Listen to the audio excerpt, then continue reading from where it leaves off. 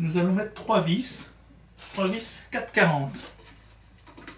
Pour ça, on va retirer la quille, on va choisir 3 endroits. Ici. Voilà, pour mettre les vis. Donc on va bien marquer le milieu de la fente ici. Et on va faire un trou de 4 mm qui traverse.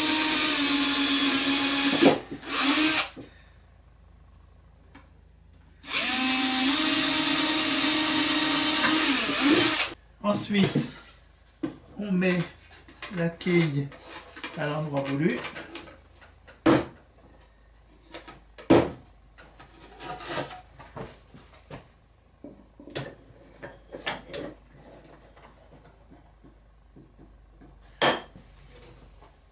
Et on marque de ce côté-là.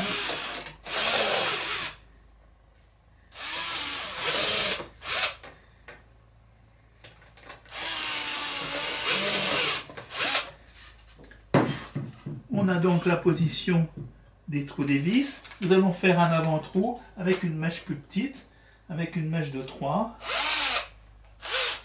Et on va surtout essayer de faire un trou bien vertical.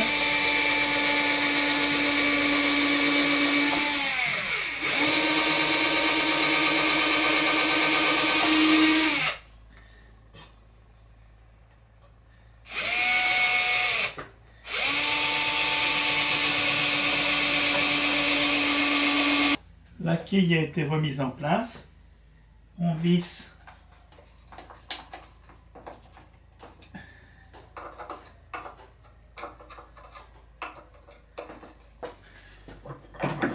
voilà. La quille est bien en place et elle tient bien. On va marquer la place de la mortaise pour pouvoir mettre la colle tout à l'heure. Maintenant, on va donner la forme au bord d'attaque et au bord de fuite. Ici, il y aura un petit triangle. On aurait pu donner une forme comme ceci, mais on va préférer mettre un petit triangle ici pour boucher ce trou qui est ici. Nous avons tracé ici le bord de fuite et ici le bord d'attaque.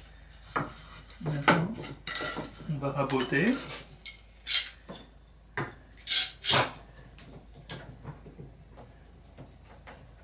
Le bord de fuite peut se faire au rabot.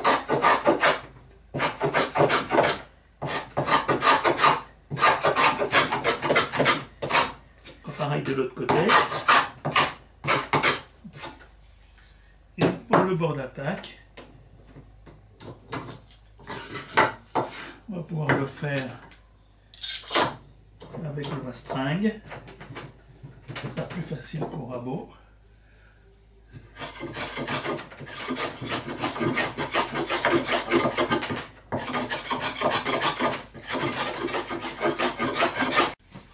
La quille a été arrondie. On prépare un mélange d'araldite.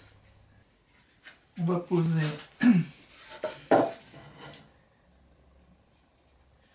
mettre aussi sur les bords, ici, aux endroits où on avait marqué.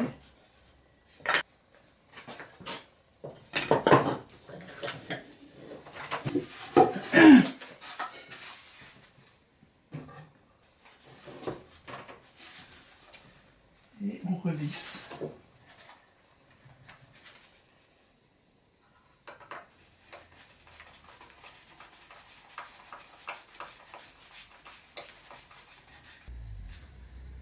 On va voir si la colle est ressortie un petit peu, tout petit peu. Donc on peut la gratter. Plus facile de le faire maintenant.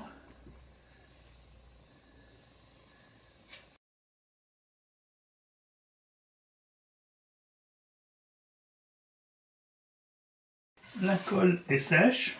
On va maintenant découper la tonture. On va mettre, voilà, maintenant le bateau tient bien. On va choisir une hauteur de tonture, par exemple 1,5 cm de chaque côté. Et ensuite, on va essayer de trouver une ligne qui soit bien régulière.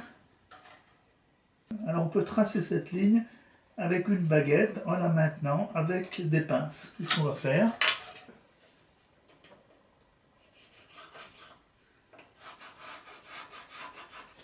Tracer ici la ligne, donc on va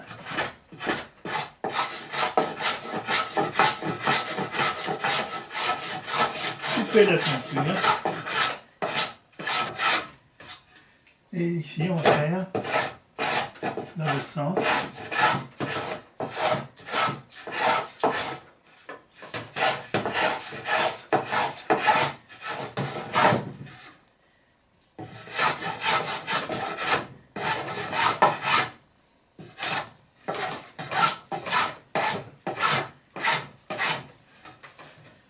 On va jusqu'à obtenir une tonture bien régulière. Le pont va être teinté. On va le faire maintenant. D'abord un petit coup de ponçage. Ensuite, on va le teinter. Il va falloir que la teinture soit bien sèche avant de vernir. Ça paraît très sombre, mais en fait, la teinte va s'éclaircir en séchant. L'intérieur de la coque a été peint en gris, de même que le dessous du pont. On voit ici le renfort pour la pièce du bout dehors. Nous avons fait 2 entailles dans la coque pour pouvoir mettre un gros barreau au-dessous du mât.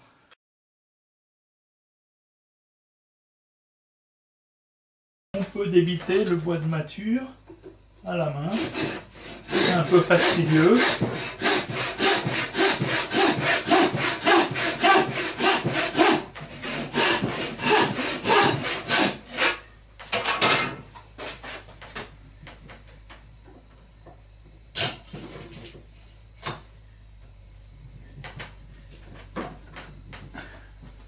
Et on continue. Ici il fait 70 cm. On va commencer par l'affiner aux extrémités.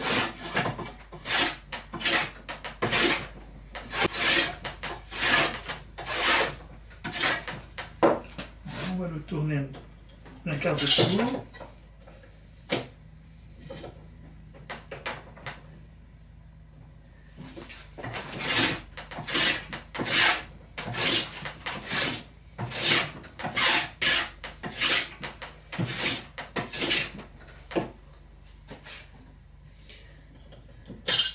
Et ensuite, on va abattre les angles, donc en octogone.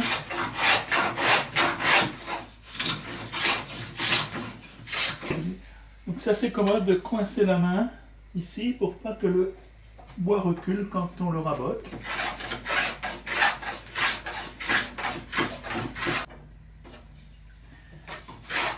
On va simplement laisser l'extrémité du bas carré, puisque la pièce de pied de main est carrée.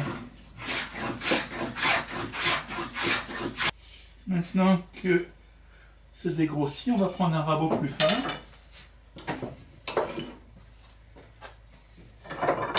Et on va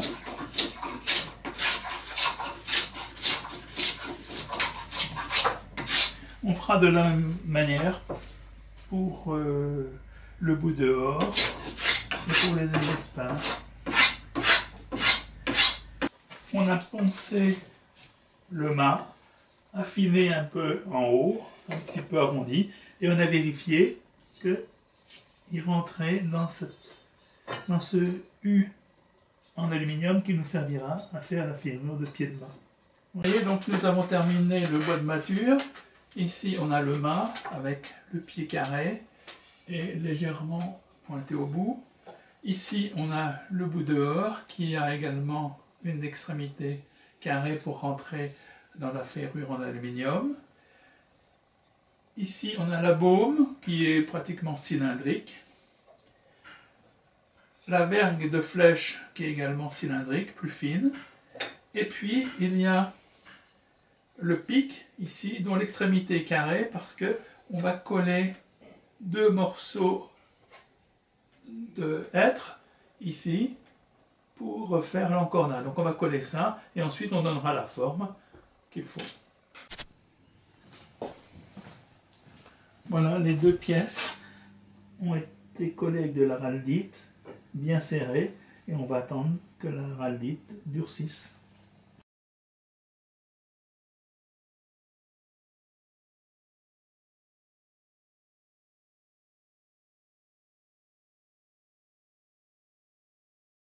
On va commencer par percer les trous pour mettre l'axe qui va tenir le mât.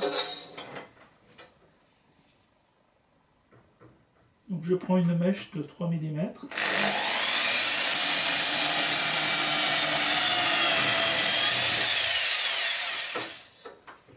Et maintenant on va faire 3 trous pour les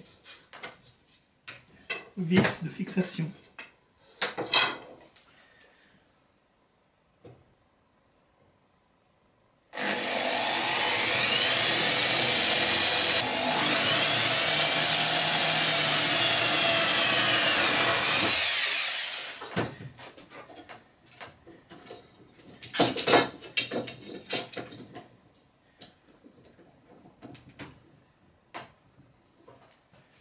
Et là, pour la patte qui sera en arrière,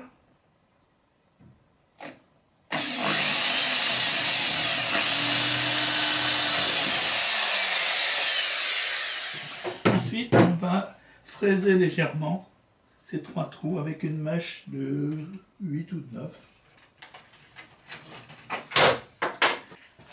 On va maintenant scier les deux joues avec une scie à métaux.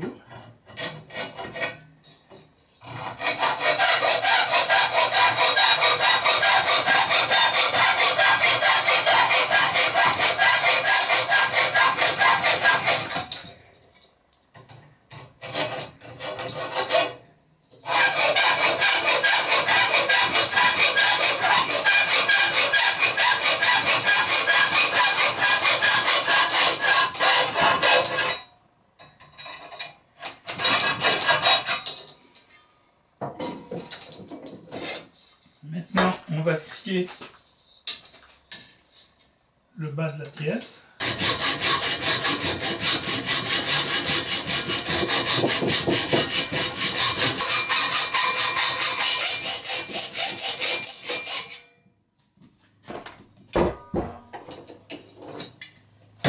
On va recouper ici les deux joues.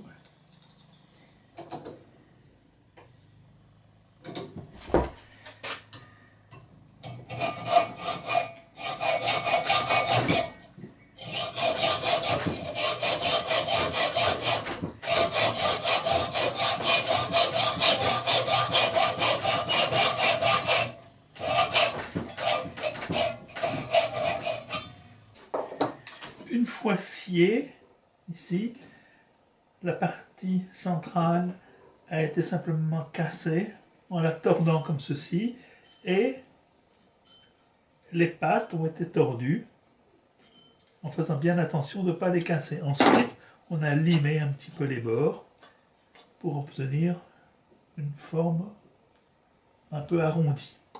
De la même manière, on a fait deux ferrures pour le bout dehors. La première a un trou fraisé en son centre pour la maintenir sur le pont et un deuxième trou pour la goupille. La deuxième a un simple trou fraisé pour maintenir sur le pont et servira à guider le bout dehors. Les ferrures sont maintenant terminées. Donc voilà la ferrure pour le pied de mât qui va être vissée ici et qui va permettre au mât de se replier pour transporter le bateau. Et on a les deux petites ferrures pour le bout dehors première qui viendra se fixer ici et l'autre simplement qui sert à guider le bout dehors et qui permettra également au bout dehors de se replier pour le transport. Il va falloir faire maintenant de l'accastillage avec du fil de fer de 1,5 mm de diamètre. On prend environ 2 cm, on tord avec le pouce et on coupe une patte un tout petit peu plus longue que l'autre. Voilà. Et on a le premier. Donc c'est très rapide à faire.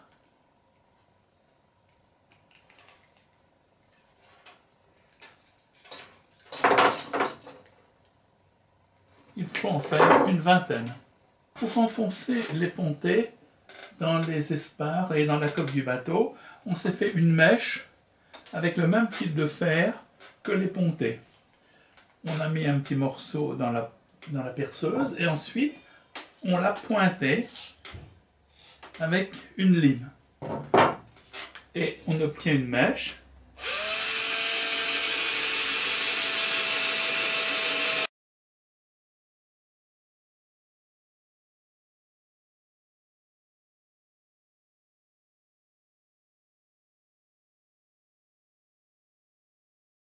Il faut maintenant faire des crochets pour le phoque, les drisses, etc.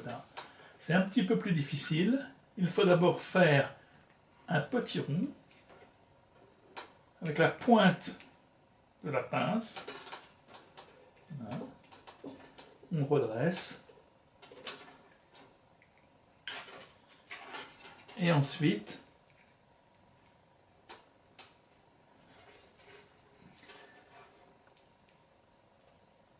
on peut donner un petit mouvement à la pointe.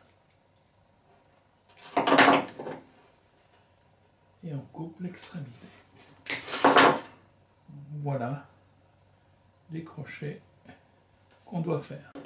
Les dernières pièces d'accastillage qu'il faut faire sont un petit peu plus compliquées. Il s'agit des tendeurs. Il faut faire un premier œil. Voilà, on redresse. Ensuite, on fait un deuxième œil, mais perpendiculaire au premier.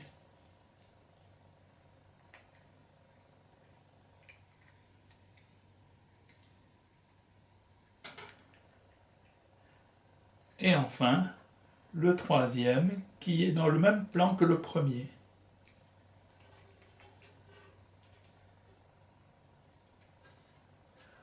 On coupe.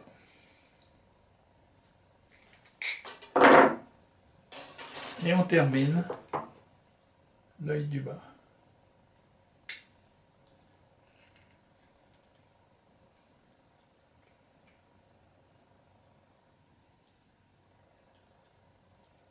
Voilà, on a donc comme ça des tendeurs.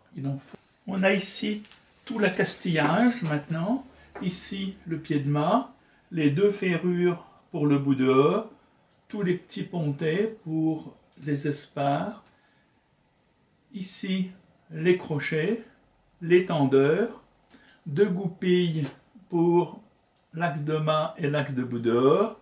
Ici un petit 8 pour le phoque et une petite ferrure pour maintenir le bout dehors en position. La coque est maintenant pratiquement terminée. On a mis un gros barreau ici au niveau du mât. Ça va servir à soutenir le mât et visser le pied de mât. L'intérieur a été peint et on a donné les premières couches de peinture à l'extérieur. On n'a pas, sur cette coque, on n'a pas mis d'enduit. On a peint directement, mais si on avait voulu avoir un aspect plus lisse, on aurait pu l'enduire avec de l'enduit gras ou de l'enduit watertight. Le pont est également terminé. Il a été teinté. Ensuite, il a reçu 2 premières couches de vernis. Ensuite, on a fait les lames du pont avec un feutre. Puis, on a verni de nouveau. On a donc vissé la ferrure du bout dehors. on a vissé une petite cabine ici qui sert en fait à pousser le bateau avec un bâton. On a prévu une ouverture pour pouvoir aérer l'intérieur du bateau, donc avec une petite ventilation. Et ici, on a mis une petite ouverture pour la vidange de l'eau, au cas où il y aurait de l'eau qui rentrerait dans le bateau. Cette vidange se trouve en fait exactement au niveau de cette petite rigole qui a été creusée ici à l'arrière, de telle sorte que lorsqu'on veut vider le bateau, il suffit de l'incliner vers l'arrière et toute l'eau s'échappera par l'ouverture qu'on a faite sur le pont. Maintenant, nous allons enduire toute la partie ici en marron avec soit du mastic bien mou, soit de l'enduit, puis nous allons visser le pont en position. On a enduit toute la partie ici marron avec de l'enduit gras, bien étalé. Cet enduit est très mou et normalement, au moment où on va visser, il va remonter. Voilà, on a placé les vis en position. Et on va visser progressivement.